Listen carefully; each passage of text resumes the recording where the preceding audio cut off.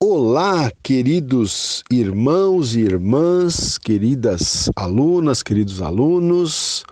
Aqui quem vos fala uma vez mais é o pastor Ronaldo Guedes Bezerra, da Igreja Evangélica Avivamento Bíblico, no Tucuruvi, em São Paulo.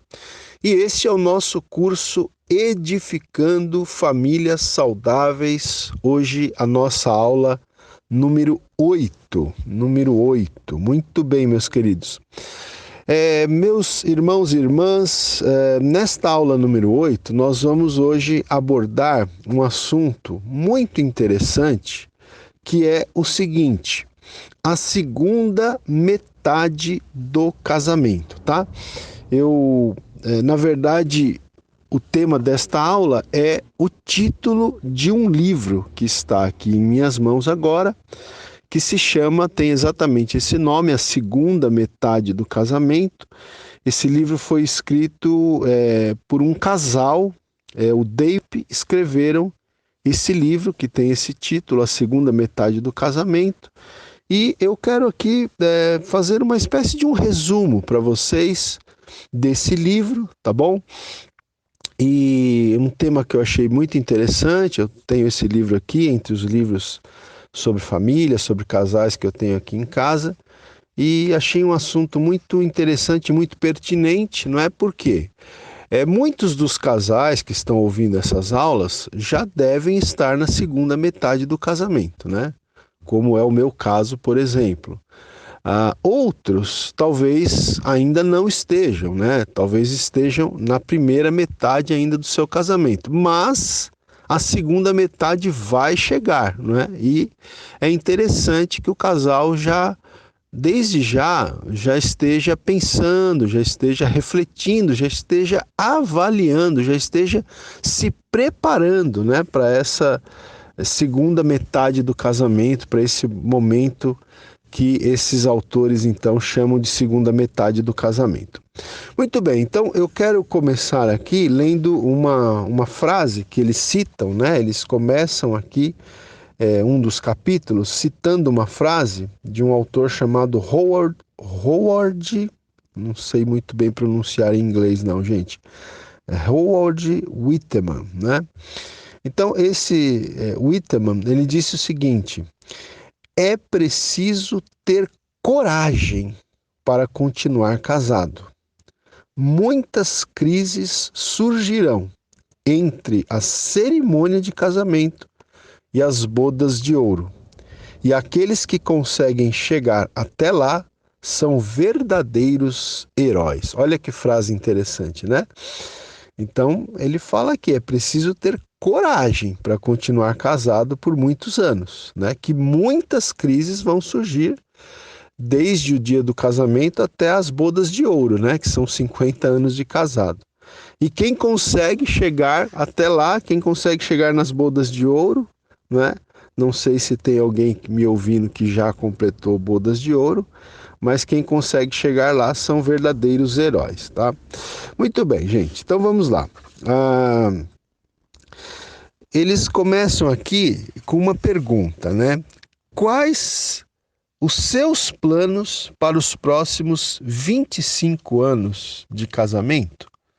Pense aí na sua vida, né, no seu casamento, no seu relacionamento conjugal, e reflita sobre essa pergunta. Quais são os seus planos para os próximos 25 anos de casamento, né? Como você responderia a esta pergunta?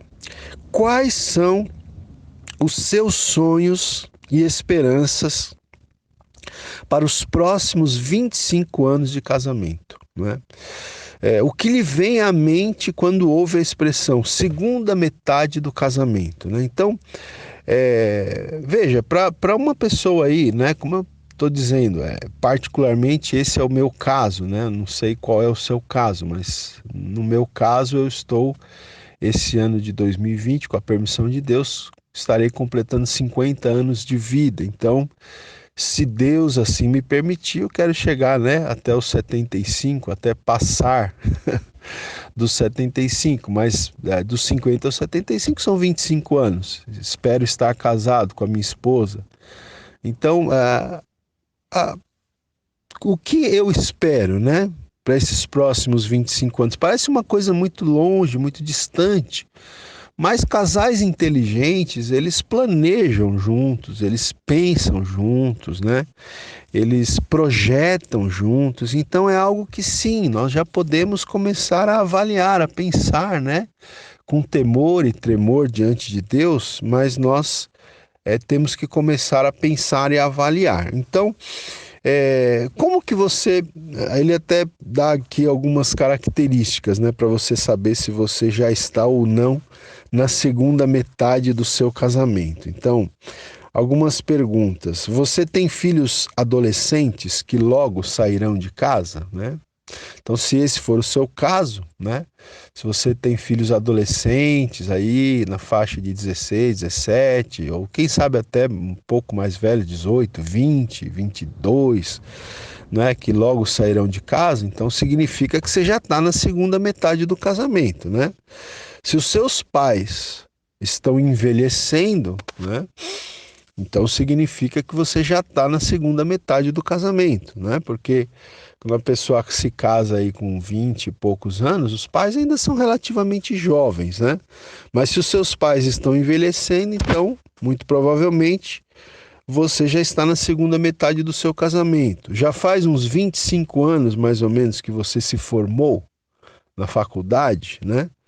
É claro que aqui tem muitas realidades, né? Mas no meu caso, por exemplo, eu fiquei pensando aqui quando preparei essa aula, que eu me formei em 1992, né? Na minha primeira faculdade.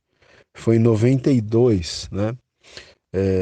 Ou 91, na verdade, acho que foi 91. Então já faz aí até mais, né? Do que 25 anos, tá?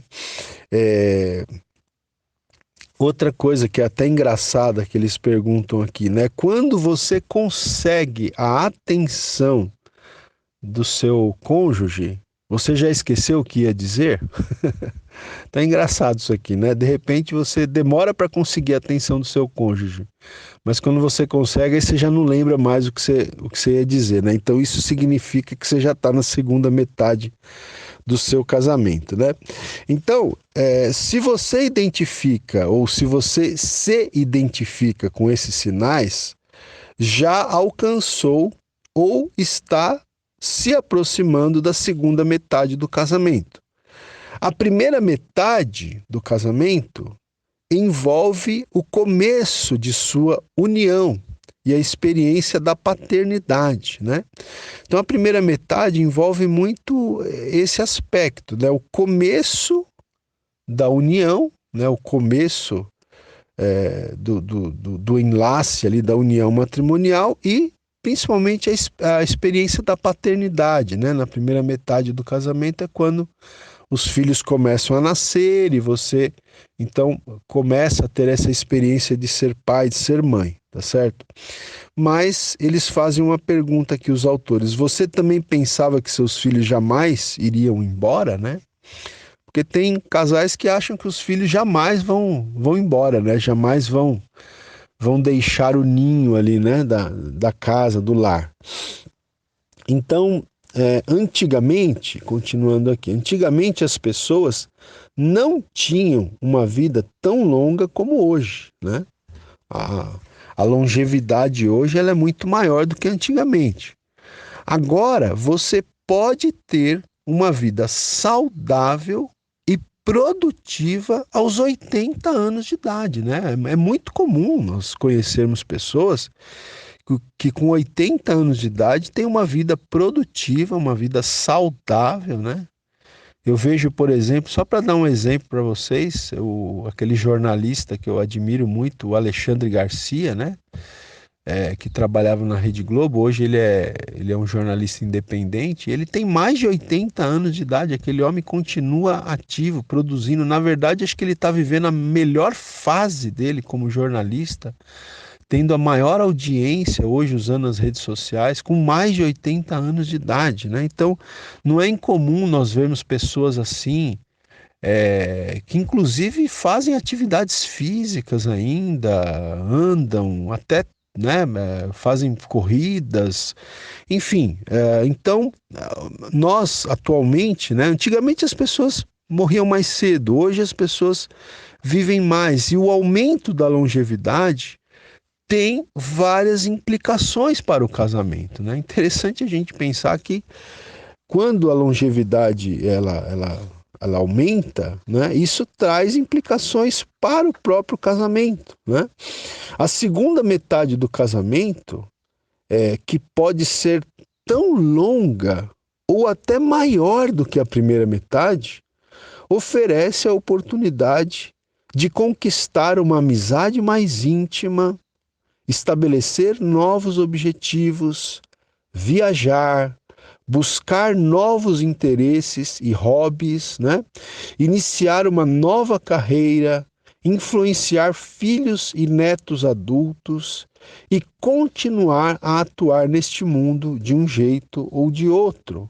A segunda metade pode ser a melhor época da sua vida, por que não, né? A segunda metade do casamento pode ser até mesmo a melhor época da sua vida, tá? Então veja, gente, esses autores dizem aqui, né, que a segunda metade do casamento pode ser, em alguns casos, até mais longa do que a primeira metade do casamento, né? Por exemplo, um casal que se casou aí na faixa aí de 25 anos de idade, mais ou menos. Quando chega aos 50 anos, na faixa dos 50 anos, já foi a primeira metade do casamento. Mas a pessoa com 50 anos, ela pode viver até os 80, 85 anos. Então a segunda metade do casamento pode ser até maior, né, em extensão do que a primeira metade. Então isso oferece muitas oportunidades, né? Por exemplo, o casal desenvolveu uma amizade mais íntima, ele cita aqui, né? Estabelecer novos objetivos, porque a pessoa não pode ficar parada, não pode ficar dormindo o dia inteiro em cima de uma rede, né? Tem que ir se reinventando, projetando novos objetivos, é oportunidade para viajar, para buscar novos interesses, novos hobbies, né? Para de repente até começar uma nova carreira profissional, né? Tem muita gente que já numa idade bem madura, né, começa novas aventuras profissionais, né, novas carreiras, influenciar os filhos e os netos, né? Enfim, continuar atuando de uma maneira ou de outra, continuar atuando neste mundo. Agora, além das oportunidades, é interessante a gente entender que a segunda metade do casamento também apresenta desafios, tá? Traz muitas oportunidades, mas também apresenta muitos desafios, né? Então, os autores aqui, o David e a Cláudia, eles continuam dizendo o seguinte, que a transição para muitos casais, tá? Então, essa metade, para muitos é um momento de crise, tá? Os casamentos longos, né, estão sendo desfeitos em números recordes, né?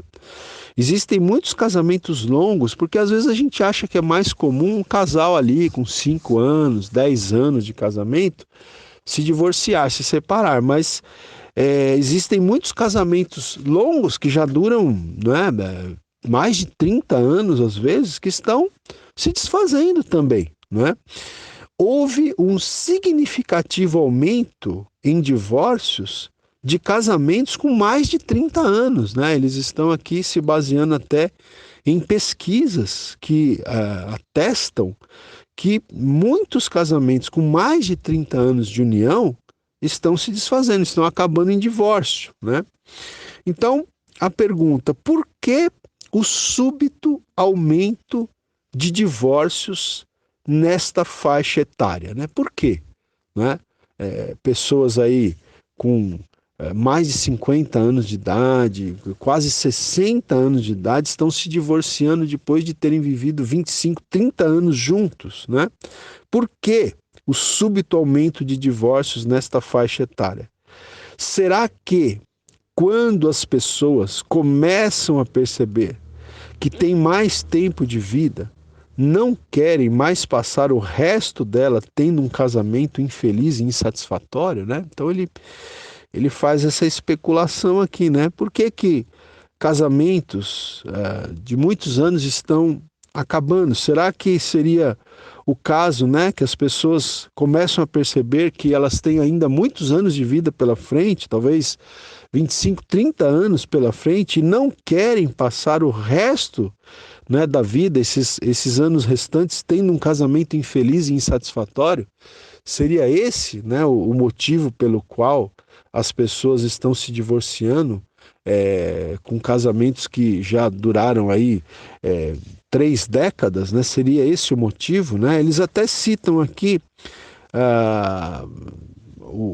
os dizeres de um homem casado há 25 anos, né? Eles citam aqui, não citam o nome da pessoa, mas um exemplo, né? Eles citam um exemplo de um homem que estava casado há 25 anos e fez o seguinte comentário, esse homem: nosso relacionamento nunca foi muito íntimo, mas as crianças, né, os filhos, nos mantinham unidos. Elas eram nosso elo. Quando saíram de casa, ficamos sozinhos, sem defesas. Não tínhamos nada em comum e decidimos que era loucura desperdiçar o resto de nossa vida. Por isso nos divorciamos, né? Então veja, gente, se você veja que você cultivar um casamento, né, que dure, né, que dure até que a morte nos separe, né? Para você cultivar um casamento que dure até que a morte nos separe, é um desafio muito grande, né? Você veja aqui essa situação desse homem, né, que foi citado aqui nesse livro, que disse que o relacionamento dele com a esposa nunca foi muito bom, né? Mas o que os mantinha unidos eram os filhos, né? Eram as crianças. Esse era o elo do casal. Mas um dia os filhos foram embora, né? Se casaram, enfim, seguiram o seu rumo. E aí os dois ficaram sozinhos, né? E perceberam que não tinham mais nada em comum e decidiram que seria uma loucura desperdiçar o resto da vida deles juntos e por isso se divorciaram. Então, são casos reais, né, gente? São casos que podem realmente acontecer. E para que nós não permitamos que isso aconteça conosco, né, ao longo da nossa caminhada conjugal, é preciso que nós tomemos alguns cuidados, né? Inclusive o David e a Cláudia Arp aqui nesse livro, eles dizem ainda que há vários outros elementos da segunda metade do casamento que podem causar muitos problemas, né? Há vários outros elementos que são desafiadores na segunda metade do casamento, né? Os filhos crescem e saem de casa, nossos pais envelhecem e morrem, ganhamos uns quilinhos, né? E ficamos mais barrigudos, tanto homens como mulheres, né? Temos menos energia e agilidade na segunda metade do casamento, né? Então veja, exatamente quando começamos a reparar no processo de envelhecimento, a vida fica mais complicada, né? A vida fica mais complicada quando começamos a reparar que começamos, né, a envelhecer. Passamos a perceber o quanto a vida passa depressa. E se pretendemos fazer alguma mudança, é melhor não hesitar, porque não nos resta muito tempo, né? Então, achei interessante ler essa parte aqui para vocês também. Muito bem, gente. Então, esse casal aqui, o David e a Claudia Arp, o que eles fizeram, né? Aliás, esse livro aqui, que eu indico, né, para vocês, quem quiser depois adquirir, é da editora Vida, A Segunda Metade do Casamento, David Arp e Claudia Arp. O que eles fizeram? Eles fizeram uma pesquisa, né? Esse casal, eles fizeram uma pesquisa com dezenas, centenas, na verdade, de casais, tá? Eles fizeram uma pesquisa e a partir do resultado da pesquisa que eles obtiveram, é que eles escreveram esse livro aqui. Esse livro ele é escrito em cima dos resultados de uma pesquisa que eles fizeram, tá? Então, eles, entre muitas perguntas que eles fizeram aos casais, enquanto eles faziam essa pesquisa, eles fizeram 4 perguntas que eu quero apresentar aqui para vocês, tá bom? Mas eu vou apresentá-las no próximo áudio. Aula 8, áudio 2. Então, muito bem, gente. Como eu dizia para vocês, né, esse casal, que são os autores desse livro, eles fizeram uma pesquisa com centenas de casais e, entre as várias perguntas, eles fizeram 4 perguntas que eles destacam aqui nesse capítulo que eu estou me baseando e que eu quero passar para vocês então. A primeira pergunta é a seguinte: quais os melhores aspectos de seu casamento? Não é você que está ouvindo essa aula. Quais os melhores aspectos do seu casamento, tá? Então, entre as respostas que eles receberam aqui nessa pesquisa, aparecem muito, né, as seguintes respostas: companheirismo e amizade, né? Os melhores aspectos: companheirismo e amizade, né? E eles dizem aqui, na segunda metade do casamento, quando os anos agitados da paternidade ficam no passado, o maior indício de um relacionamento saudável e feliz é a forte amizade que une o casal, né? Gostei dessa frase aqui, gente. Porque diz aqui, na segunda metade do casamento, quando os anos agitados da paternidade ficam no passado, né? Porque você sabe, né? Crianças pequenas, crianças em fase de idade escolar, né? A vida realmente é agitada, né? É a época que o casal tem mais forças físicas, está produzindo mais, trabalhando, né? Até construindo ali o seu patrimônio, né?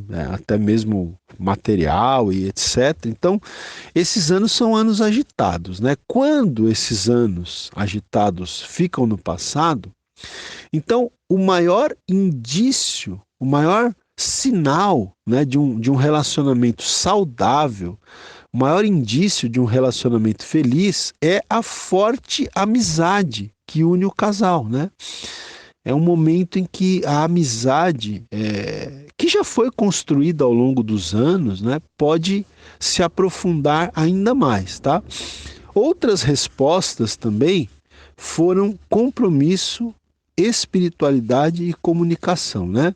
Entre os melhores aspectos do casamento, então apareceram companheirismo, amizade, compromisso, espiritualidade e comunicação. A segunda pergunta que eles fizeram foi a seguinte: quais as áreas que mais causam conflitos em seu casamento? Então, veja que a primeira pergunta foi quais os melhores aspectos, né? A segunda pergunta foi quais as áreas que causam mais conflitos em seu casamento, tá? Então vamos ver aqui. Eu pergunto para você que está me ouvindo aí, né? Quais as áreas que causam mais conflito no seu casamento, né? Talvez já tenha vindo à sua mente uma área específica, né? Mas aqui os autores, eles dizem o seguinte, que o principal responsável pelo conflito nos casamentos, sabe qual é? Segundo a pesquisa que eles fizeram, é o aspecto financeiro, né? O principal responsável pelo conflito nos casamentos é o aspecto financeiro, né? Por isso que nós vamos mais adiante falar sobre as finanças no lar, né? Nesse nosso curso nós vamos falar sobre isso, porque realmente esse é um dos aspectos que mais causam conflitos no lar, na família, são as questões financeiras. Também, entre outros focos, né, de conflitos, estão a questão da sexualidade, né? A questão da falta de tempo, né? Então, sexo e falta de tempo também foram citados como os causadores de conflitos, né? E parecem estar ligados ao ritmo acelerado da vida que os casais assumem na transição para a segunda metade do casamento, né? Então, realmente há uma fase ali, talvez no final da primeira metade, em que, principalmente numa grande cidade, né, como São Paulo, por exemplo, o pessoal corre muito, né? O pessoal trabalha muito, é, então mora muitas vezes longe do trabalho, passa muito tempo dentro de ônibus, de metrô, né? Enfim, às vezes trabalha de segunda a sábado, é aquela correria, né? E filhos e tantas coisas para resolver, as coisas de casa, que falta tempo, né? Isso termina afetando até a vida íntima do casal, muitas vezes também, né? Então, essas questões aqui, né, de sexo e falta de tempo como áreas que causam conflito, né, parecem estar ligados ao ritmo acelerado da vida, né?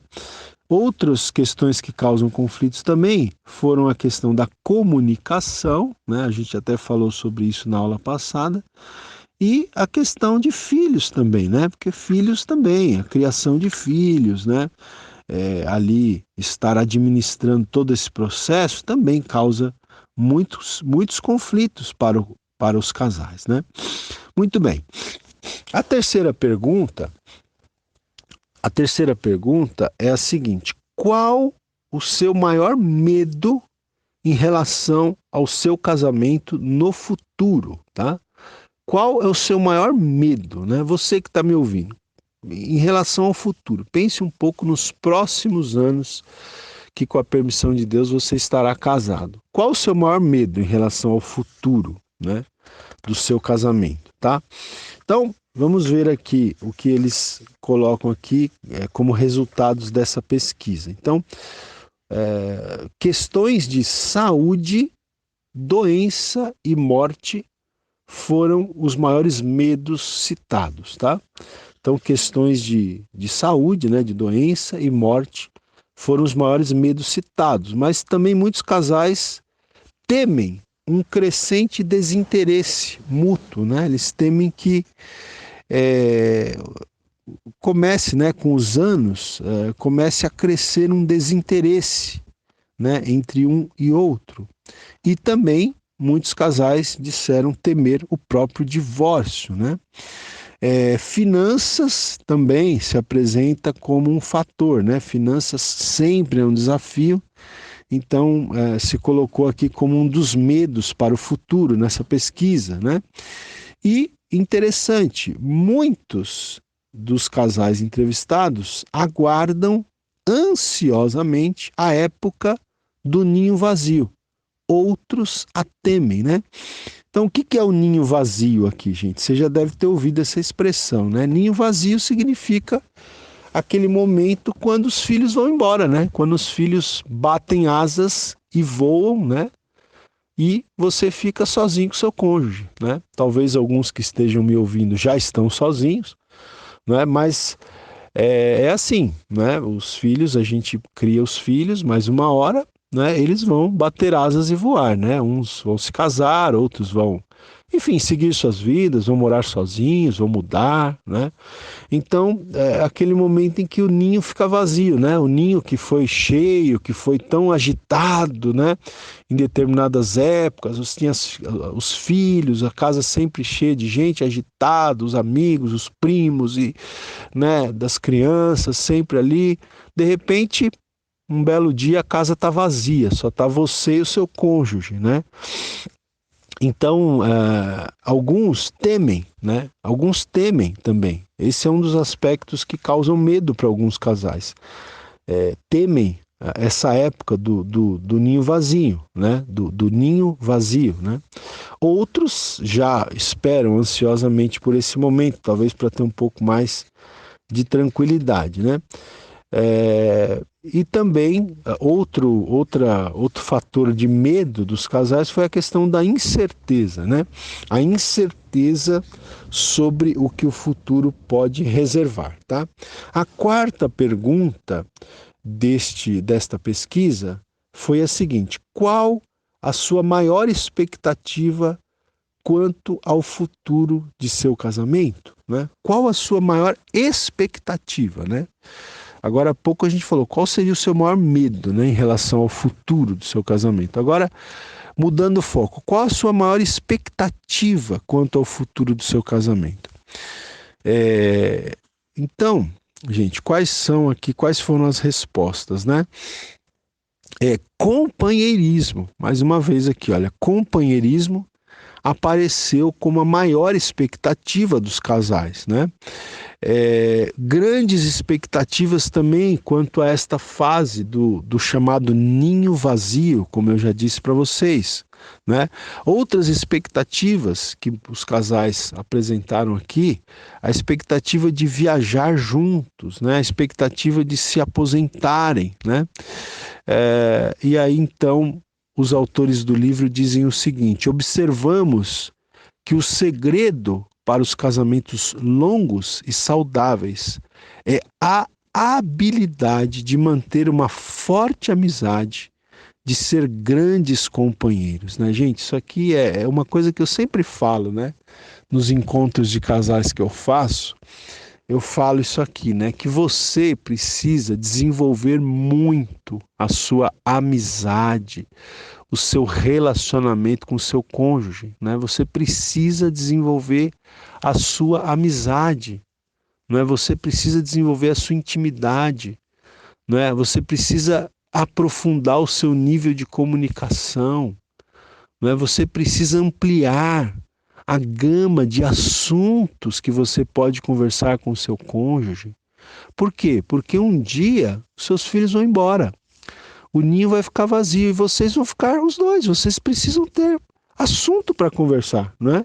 Vocês precisam ter realmente uma forte amizade, tá certo? Então, como eles dizem aqui, observamos que o segredo para os casamentos longos e saudáveis, né? Olha aqui, qual que é o segredo? O segredo para os casamentos longos e saudáveis é a habilidade de manter uma forte amizade, né? De ser grandes companheiros. Então, você precisa, né, aprofundar a sua amizade com seu companheiro, né? Você precisa aprofundar esse companheirismo, né? Então, eles até fazem a pergunta aqui: como você classificaria a amizade que você tem com seu parceiro, né? Então, gente, eu quero até dar um exemplo aqui, pessoal, se vocês me permitem, né? Eu e a minha esposa, nesses últimos anos, né, durante todo o nosso casamento, na verdade, durante todo o nosso casamento, nós sempre valorizamos muito, tanto eu quanto ela, a questão, por exemplo, da leitura, né? Então nós lemos bastante, inclusive a gente tem ampliado, né, os assuntos, tá certo, que nós temos lido. Por quê? Porque isso é uma fonte na qual nós podemos conversar, né? Das nossas leituras surgem muitos assuntos, né? E essas conversas, elas vão aprofundando a nossa amizade, vão aprofundando o nosso companheirismo, né? Então, sim, como pastor, eu leio, e ela, minha esposa também, nós lemos muitos livros cristãos, né? E nós conversamos a respeito do que nós lemos, nós trocamos ideias, né? Nós nos edificamos mutuamente, mas não temos lido apenas livros cristãos, temos temos buscado ler livros, romances, né? Existem vários livros aí que são romances, que são muito interessantes, que você pode aprender muito sobre o período histórico em que aquele romance foi escrito. Você pode aprender, né, sobre o enredo ali, você pode fazer reflexões profundas, não é? Nós temos estudado livros também que falam sobre a história, né? A gente gosta muito de história, então história do Brasil, história mundial. Nós passamos a assistir filmes, assistir séries, né? Com outros olhos, né? Com um olhar diferente, né? Vendo ali naqueles filmes, naquelas séries, detalhes que muitas pessoas comuns terminam não vendo porque falta, né, esse olhar mais crítico, esse olhar mais perscrutador, né, dos fatos, né? Então, a gente tem buscado ampliar a nossa gama de conhecimento, né? Temos procurado, assim, aumentar, né, a extensão do nosso conhecimento, porque nós precisamos ter um repertório muito grande de conversa. Por quê? Porque um dia o ninho vai ficar vazio e vai ficar só você e sua esposa, só você e seu marido.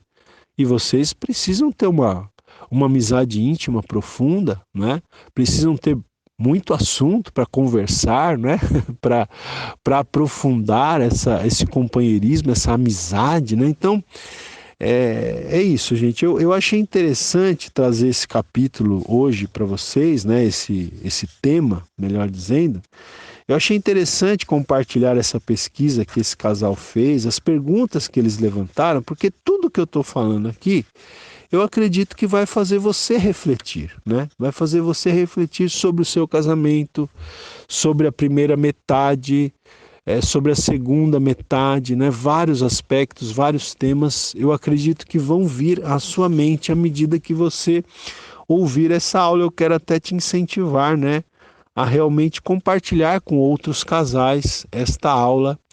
E não somente isso, né? Mas de repente, se o seu cônjuge não está fazendo este curso, incentive-o a ouvir esta aula. É uma aula interessante que traz uma boa reflexão para nós, tá certo?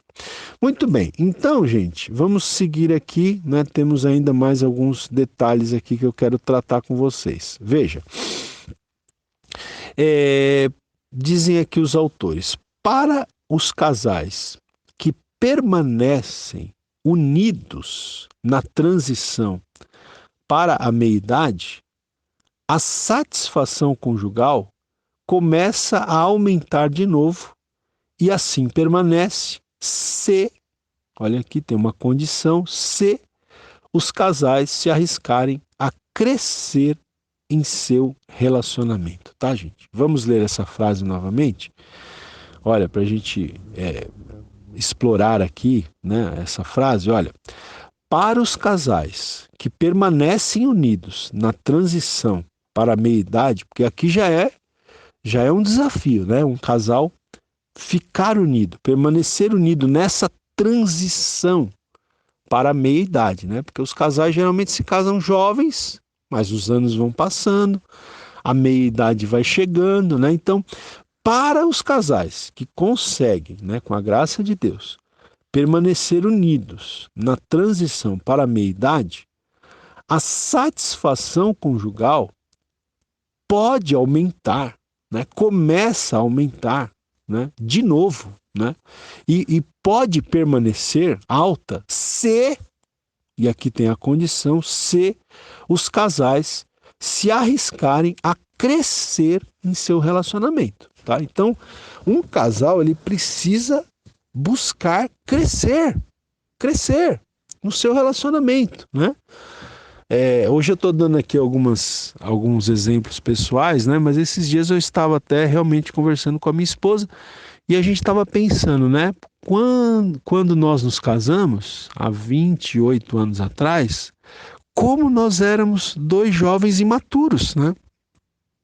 Eu tinha 21 anos de idade, ela tinha 19 anos quando nós nos casamos. Nós éramos muito jovens, né? como éramos imaturos, não tínhamos muitas experiências, não é?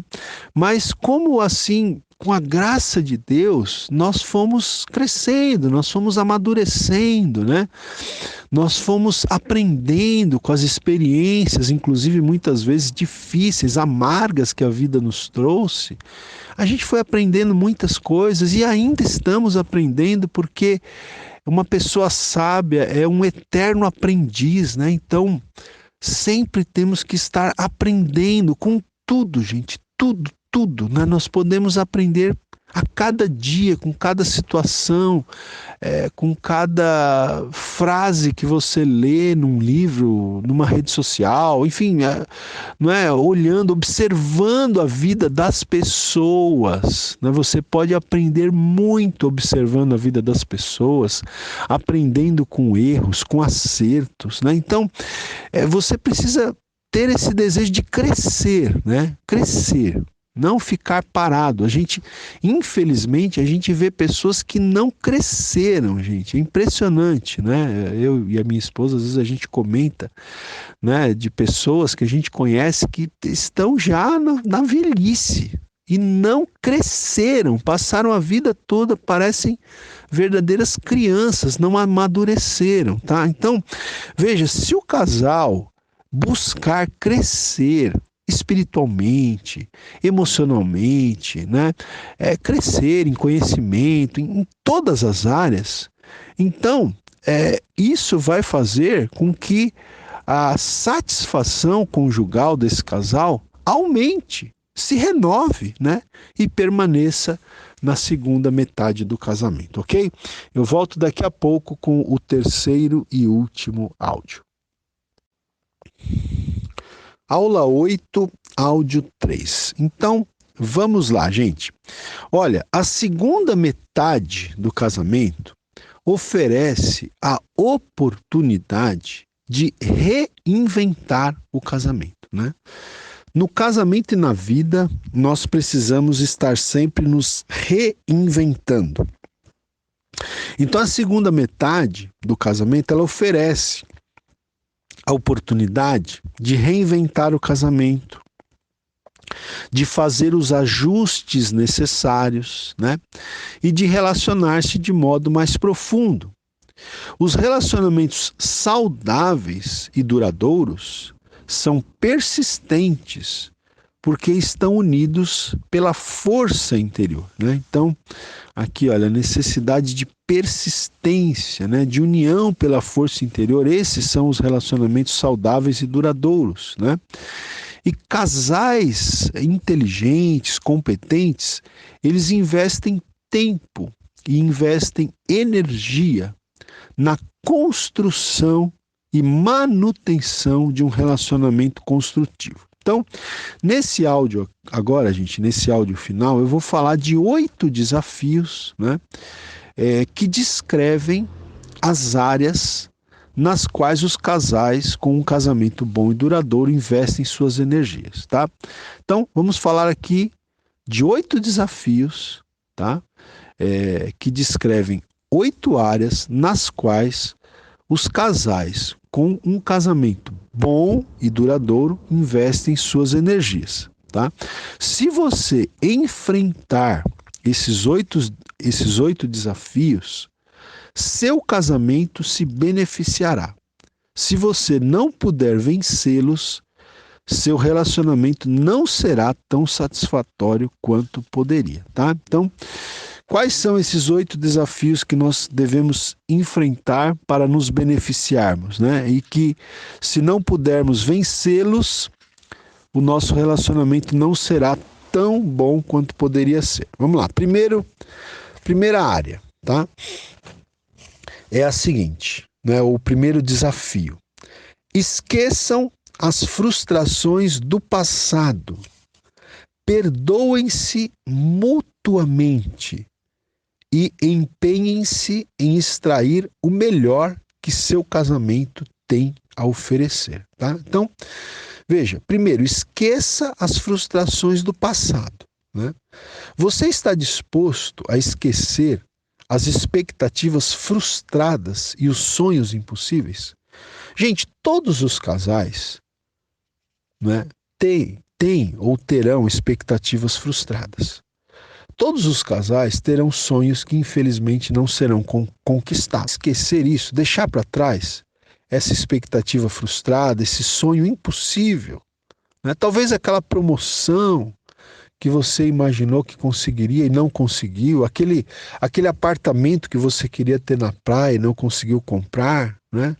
O fato do seu filho que você teve tantas expectativas de que ele seria um médico, um advogado, e você percebeu que isso infelizmente não vai acontecer mais. Então você está disposto a deixar essas frustrações para trás, não viver frustrado por causa dessas coisas, né? Porque é importante, para você ser feliz na segunda metade do casamento, você tem que esquecer as frustrações do passado, né? E também ele diz aqui, né? Dos quilinhos a mais, né, dos cabelos grisalhos ou da falta de cabelo, tá certo? E aí ele faz uma pergunta: seu parceiro não parece estar perdendo aqueles hábitos que você acha irritantes? Você é capaz de aceitá-los, né? Sabe aqueles hábitos irritantes que a sua mulher tem ou que o seu marido tem? E que você percebe que com o passar dos anos eles não foram embora? Está disposto a esquecer essas frustrações? Está disposto a aceitar o seu cônjuge como ele é, para vocês viverem até que a morte os separe, né? Está disposto ou disposta a perdoar as feridas do passado, né? Porque ao cultivar os rancores e as frustrações, você estará deixando de evoluir em seu relacionamento, né? Então, é muito importante, talvez a gente tenha uma aula mais adiante em que a gente fale mais especificamente sobre a questão do perdão, né? No casamento, tá? Talvez a gente fale sobre isso, mas esse aqui é o primeiro dos 8 desafios, né? Ou seja, vamos lá, repetindo. Esqueçam as frustrações do passado, perdoem-se, aceitem-se, né? Perdoem-se mutuamente e empenhem-se, né? Tenham empenho em extrair o melhor que o seu casamento tem a oferecer, né? Se concentre naquilo de melhor que o seu casamento tem a oferecer, tá? O segundo desafio, gente, para a segunda metade do seu casamento é o seguinte: concentre-se em seu companheiro e não em seus filhos, tá? Concentre-se em seu companheiro e não em seus filhos. Isso aqui é muito importante. Aliás, os casais precisam entender que a pessoa mais importante na sua vida é o seu cônjuge, né? E não os seus filhos. Os seus filhos são extremamente importantes, mas não são a pessoa mais importante. A pessoa mais importante para você é o seu cônjuge. Porque os seus filhos, embora sejam muito importantes, um dia eles vão seguir o caminho deles, eles vão seguir o rumo deles. E tem que ser assim, né, gente? É triste quando você tem um filho com 40 anos de idade que não descola não sai de debaixo da saia da mãe, não é verdade? Os filhos têm que seguir o seu caminho, têm que seguir a sua vida. Um dia eles vão embora. E quem que vai ficar? Você e o seu cônjuge. Tá certo? Então, você tem que investir muito mais, né, no seu relacionamento com o seu cônjuge do que até mesmo com seus filhos. Concentre-se em seu companheiro, não em seus filhos, porque vai ser o seu cônjuge que vai ficar quando seus filhos forem embora. É com ele que você vai dividir o restante da sua vida, né? Então, veja, na segunda metade do casamento, a dinâmica do relacionamento muda, né? Sem a atenção voltada para os filhos, vocês têm a oportunidade de redirecionar e redefinir seu casamento. Nessa fase, o relacionamento pode ser mais íntimo e mais pleno, tá certo? Então, é isso, né? sem a atenção voltada para os filhos, porque os filhos já seguiram o seu caminho, você então tem a oportunidade de redefinir, de redirecionar o seu casamento, de reinventar, né? De aprofundar a sua amizade, o seu companheirismo e a sua intimidade com o seu cônjuge, ok? Vamos lá, terceiro desafio. Mantenha um sistema de comunicação eficaz que lhe permita expressar seus sentimentos mais profundos, suas alegrias e preocupações, tá, gente? Então, a gente falou sobre isso na aula passada, né? A questão da comunicação. Então, veja como a questão da comunicação é importante no relacionamento conjugal. Então, o terceiro desafio aqui é o seguinte: mantenha um sistema de comunicação eficaz, né? Que lhe permita expressar seus sentimentos mais profundos com o seu cônjuge, né? Expressar suas alegrias e até suas preocupações, né?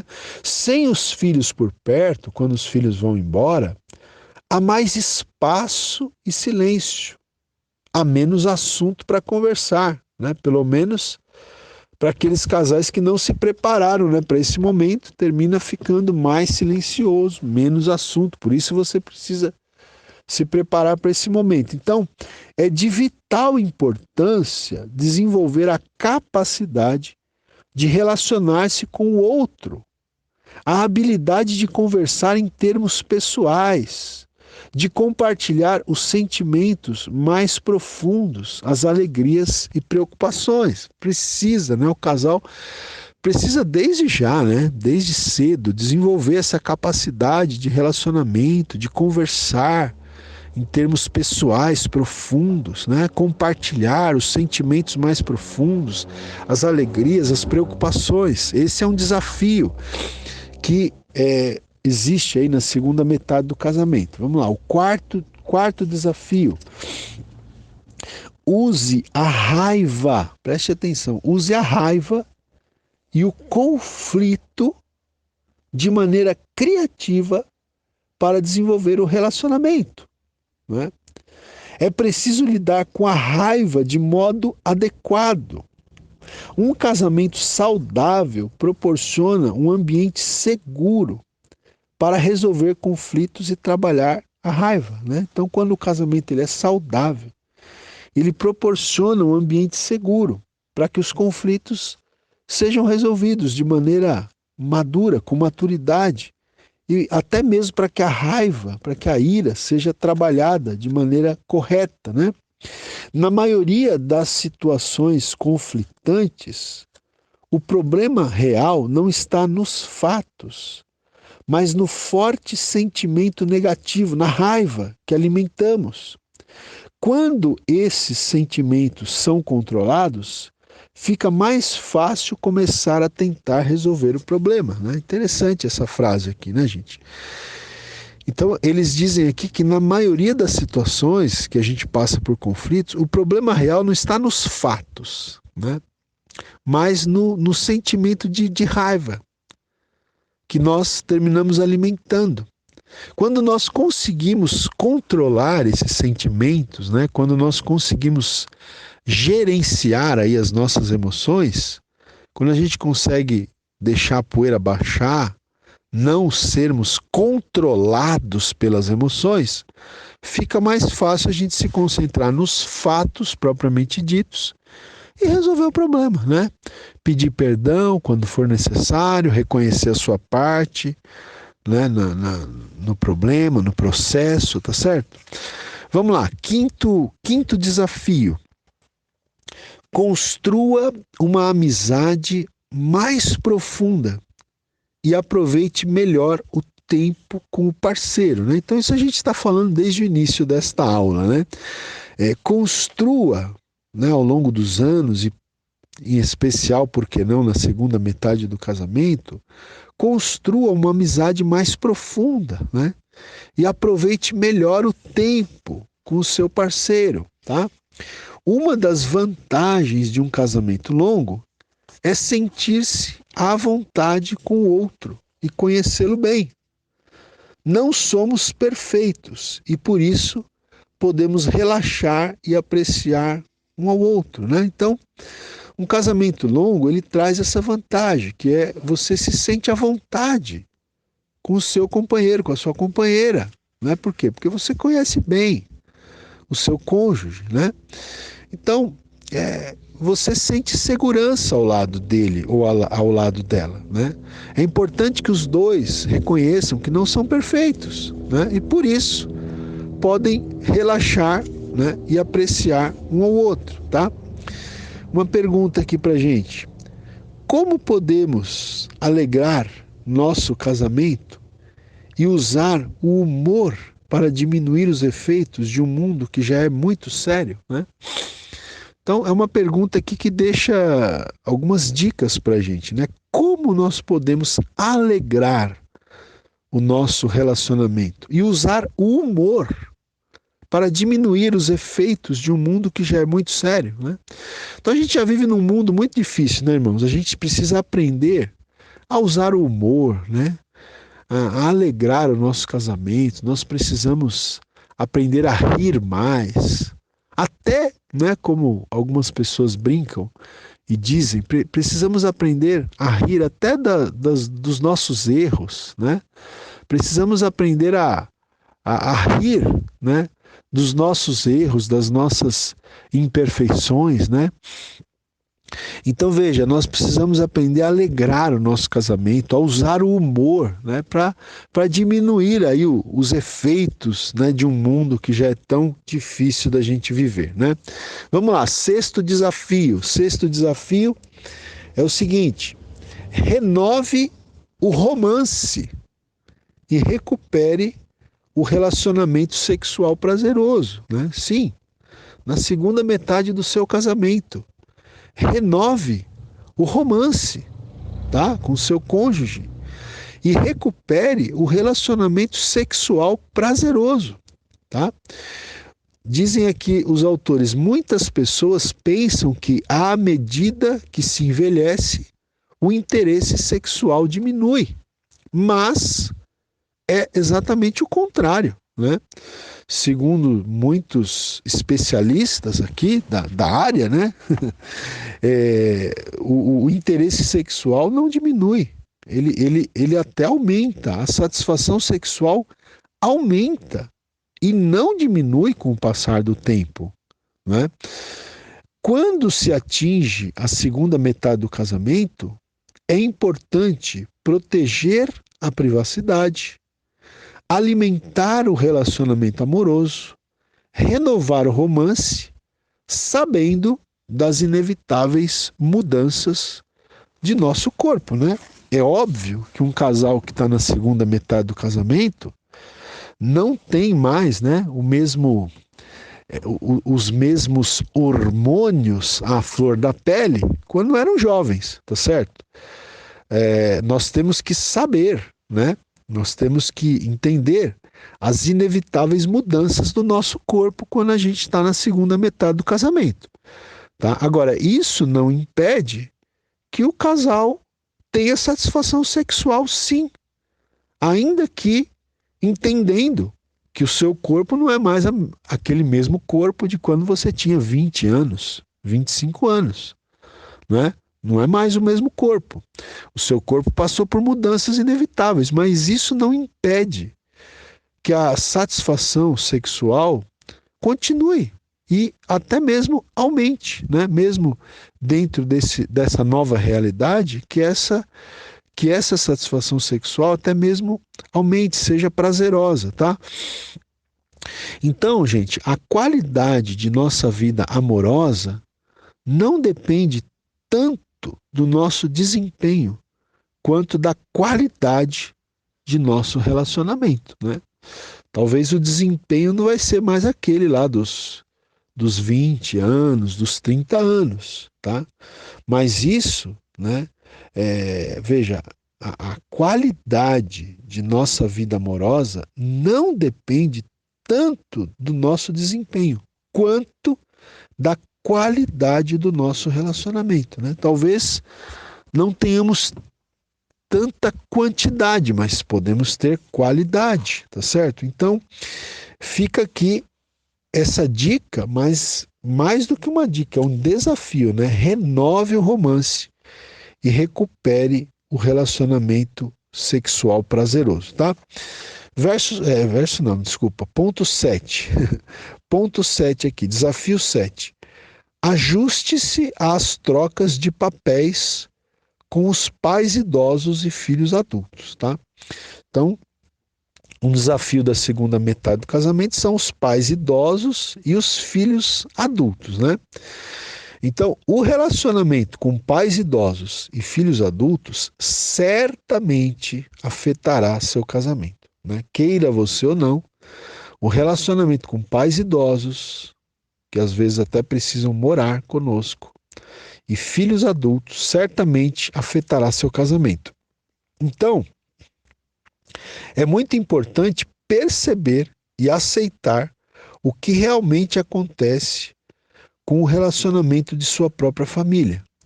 Vocês não podem voltar ao passado e mudar a sua história familiar, mas o futuro depende inteiramente de sua vontade e decisão, tá? Então, é importante que o casal aceite, né, gente? O que não pode ser mudado precisa ser aceito. Não adianta você querer brigar com os fatos, né? Como diz a oração da serenidade, né? Que eu sempre gosto de citar. Senhor, dá-me a serenidade de aceitar aquilo que eu não posso mudar. Porque quando você tenta mudar aquilo que é impossível mudar, aí você vai se machucar muito. Então, é importante aceitar o que realmente acontece, né, com o seu relacionamento, com a sua própria família. Nenhuma família é perfeita, tá certo? Então você não pode voltar ao passado, você não pode mudar a sua história familiar, mas o futuro depende inteiramente de sua vontade e decisão, né? Você pode decidir, né, apesar das circunstâncias que você está vivendo, você pode decidir ser feliz, não permitir que aquelas circunstâncias te afetem e roubem a tua felicidade, tá? Vocês podem optar por melhorar o relacionamento com seus entes queridos nos dois lados da árvore genealógica, tá? Então, você pode optar por melhorar, né, o relacionamento com seus entes queridos, tá bom? Muito bem, e o 8º desafio para a gente terminar essa aula: avaliem a sua jornada espiritual. Aproximem-se um do outro e de Deus, e juntos procurem ajudar os que precisam, tá? Então, a fé em Deus e a sua bênção ao matrimônio podem influir na qualidade do casamento, especialmente na segunda metade, tá? Então, é você aqui intensificar a sua espiritualidade na segunda metade do casamento. Até porque talvez você vai ter um pouco mais de tempo para isso, né? Então, intensifique a sua espiritualidade, né? Aproxime-se mais de Deus e do seu cônjuge, né? E, inclusive, procure ajudar aos que precisam, né? Eu achei interessante aqui a frase que os autores colocam, que é a seguinte: é importante comprometer-se em ajudar os outros e transmitir o conhecimento que você conquistou. Porque quem está na segunda metade do casamento já conquistou muito conhecimento, muito aprendizado, muita experiência. Então é hora de ajudar a outros que precisam. De que maneira? Transmitindo, né? Passando a outros aquilo que você aprendeu no decorrer da sua vida. Ok, queridos? Então, é isso. Eu quero só dizer o seguinte: nós temos ainda, com a permissão de Deus, 10 aulas à nossa frente, são 18 aulas que nós planejamos, e vamos ainda falar sobre muitos assuntos, como, né, criação de filhos, vamos falar sobre o relacionamento íntimo, sexual do casal, vamos falar sobre isso. em aulas vindouras. Vamos falar sobre administração financeira no lar, não é? Vamos falar sobre administração de conflitos. Temos vários temas para tratar ainda nas próximas aulas, então quero aí te incentivar a ficar firme, continuar firme, né, conosco nesta caminhada, nesta jornada e até mesmo divulgar, né, estas aulas para outras pessoas, aí, para outros casais, para outras famílias que eventualmente necessitem, né, desses aprendizados, tá bom? Então é isso, meus queridos, até a próxima aula, permitindo Deus.